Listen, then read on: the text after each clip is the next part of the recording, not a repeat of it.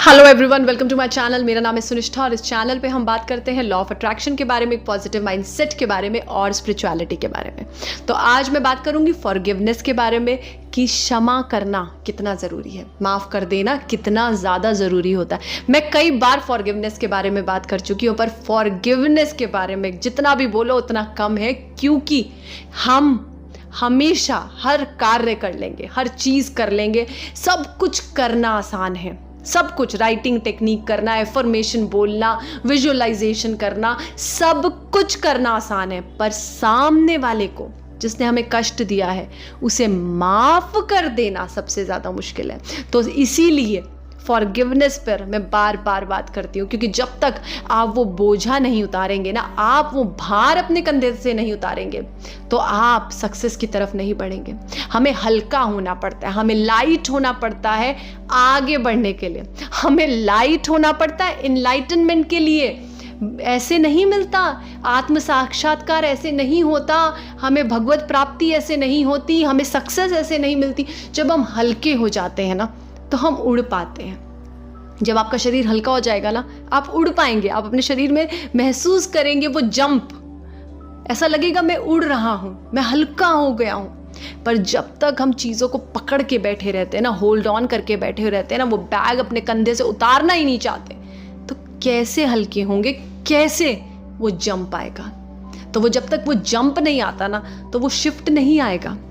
वो shift life में तभी आएगा जब आप हल्का महसूस करेंगे, आप लाइट वेट महसूस करेंगे, आप जंप कर पाएंगे उस शिफ्ट के लिए। तो हम जो भी बातें करते रहते हैं ना लॉ ऑफ अट्रैक्शन के बारे में, अपनी रियलिटी को शिफ्ट करने के बारे में, वो सब तभी होती है जब हम माफ कर पाते हैं, जब हम माफी दे पाते हैं सामने वाले को।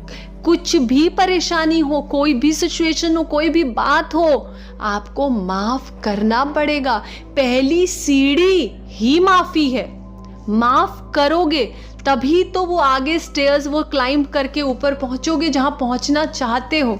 पर जब पहली ही सीढ़ी पर भार लेके ही चढ़ना है मुझे, तो कैसे?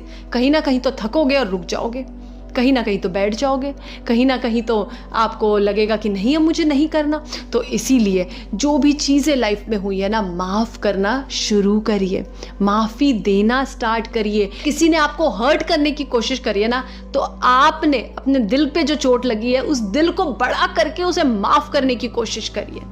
उसको हर्ट वाली फीलिंग में मत रहिए, नाराज मत रहिए, दुखी मत रहिए, परेशान मत रहिए, उस भार को मत उठा के चलिए।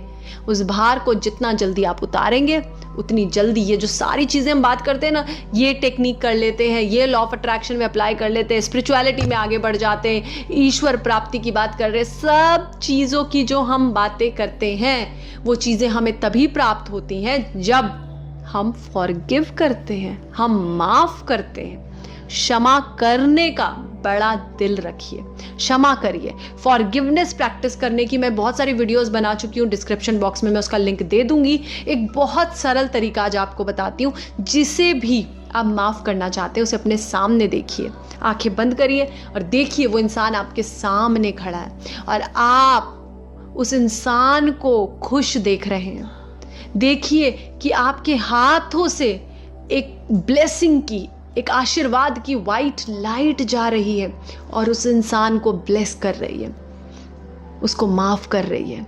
क्योंकि जब हम किसी को माफ़ नहीं कर पाते तो हम उसे बद्दुआएं देते हैं, पर जब हम किसी को माफ़ कर चुके होते हैं ना, जब हमें किसी पे बहुत प्रेम आता है ना, तो हम उसे दुआएं देते हैं। तो हमें दुआ देनी है, हमें ब्लेसिंग्स देनी है, हमें आशीर्वाद देना है। तो अपने दोनों हाथों को इस पोजीशन में रख कर उस इंसान को सामने विजुअलाइज करके देखिए कि आपके हाथों से सफ़ेद किरणें निकल रही है, वाइट लाइट निकल रही है, और वो इंसान पूरा उस वाइट लाइट से कवर हो गया, आपके आशीर्वाद से कवर हो गया है और मुस्कुरा रहा है। और सारे जो गिले शिकवे थे ना, वो टूट गए हैं, वो ख़त्म हो गए हैं, वो छर हो गए, गिर रहे हैं, ख़त्म हो गए।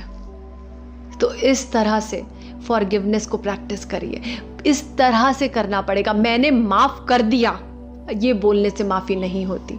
हम कई बार बोलते हैं ना, मेरे मन में कुछ नहीं है, मैं तो माफ़ कब का कर चुका हूं उसे, पर फिर भी कुछ ना कुछ बचा होता है। कुछ ना कुछ अंश बचे होते।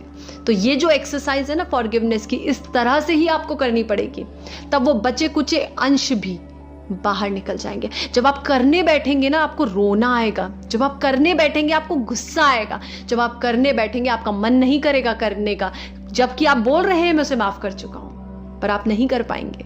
तो इस प्रैक्टिस को करिए, एक एक इंसान को उठाइए, कुछ कुछ दिन तक उस इंसान पे टाइम दीजिए और उसे माफ करिए। उसके बाद उसे धन्यवाद करिए, थैंक यू बोलिए कि हम दोनों ने एक दूसरे को माफ कर दिया। तुमने मुझे जो कहा और मैंने तुम्हें जो कहा वो सब आज खत्म हो गया। इस तरह से आप किसी भी कर्म बंधन में भी नहीं फंसते। कोई कर्म बंधन आपको नहीं बांधता जब आप लोगों को माफ करना शुरू कर देते हैं। और जब वो कर्म बंधन नहीं होगा, वो भार नहीं होगा, आप हल्के हो जाओगे, आप उड़ने लगोगे, आप चढ़ने लगोगे, तो डेफिनेटली आपको सक्सेस मिलनी ही मिलनी है।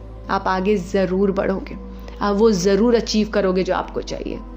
तो आई होप ये वीडियो अच्छी लगी होगी। वीडियो अच्छी लगी वीडियो को लाइक करिएगा। Thank you so much.